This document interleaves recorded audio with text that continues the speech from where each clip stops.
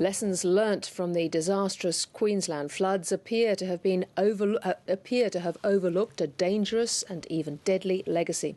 Mould is growing undetected in buildings across Brisbane and may soon literally be climbing up the inside of walls.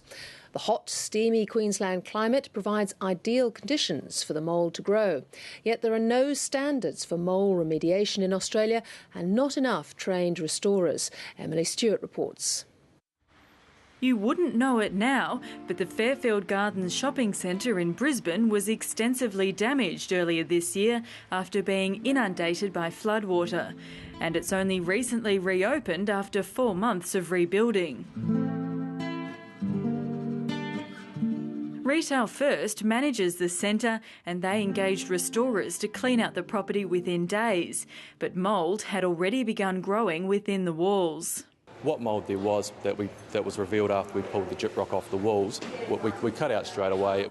Darren Hitchens says they caught the mould early and it had only covered around 5% of the shopping centre. Little bits and pieces, especially in the MDF, which swelled and part of the shop fronts. We cut all the shop fronts to about 1,200 mils, obviously to stop any effects of any mould growing and spreading throughout the centre.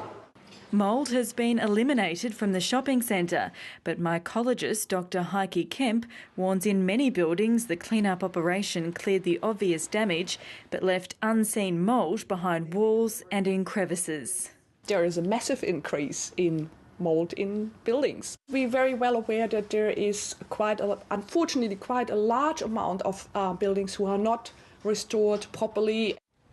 In Australia, the threat posed by mould is not well known, but after Hurricanes Katrina and Rita ripped through New Orleans in the United States in 2005, mould grew in almost 50% of homes, and officials believe this led to an asthma epidemic, which is now the subject of an extensive study. Dr Kemp says there are a number of health impacts from living or working near mould. There is a potential that you inhale them, or through skin contact they get in your body, and then the symptoms of that can be anything from upper respiratory, irritable bowel, but it also can be behavioural changes. There are no standards for mould remediation in Australia and only a guideline to go on. And experts say the sheer number of buildings in Brisbane affected means it will be difficult to fix them all. Some Australian insurance companies cover mould remediation work that arises due to the inundation of floodwaters. I think there is great effort done from insurance company to actually do that, but there is a lack of awareness and there is a lack in the industry of restorers and specifically mould restorers. It is not government regulated, so there is at the moment unfortunately not enough quality control. Particularly I think small business operators need to be very much aware of it, because I know that there are some industrial special risks policies which exclude mould as a first-party claim under their policies.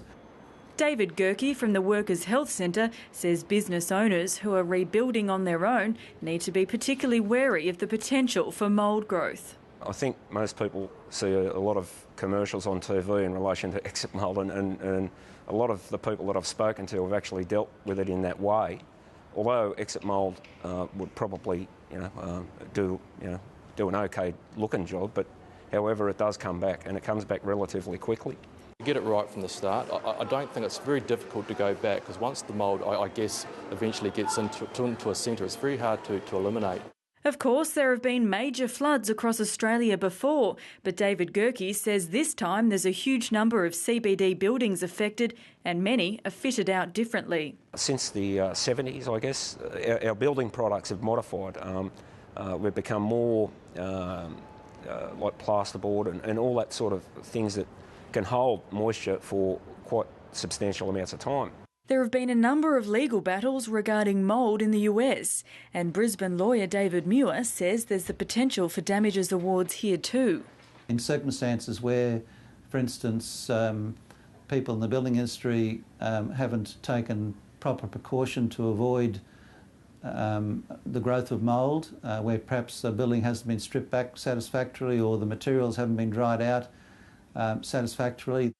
Although he says it's unlikely Australia will have the huge numbers of legal actions they've seen in the United States.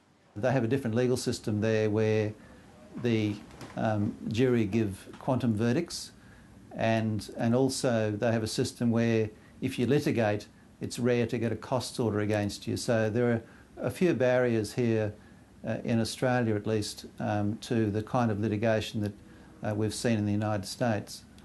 Workplace Health and Safety Queensland declined an interview request, but in a statement it told the ABC it's reluctant to lend weight to the suggestion that mould should be a major concern for the state's business community.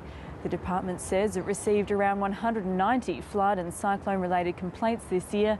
18 were about mould, and none of these involved serious illness. Dr Heike Kemp says mould restoration needs to be taken more seriously.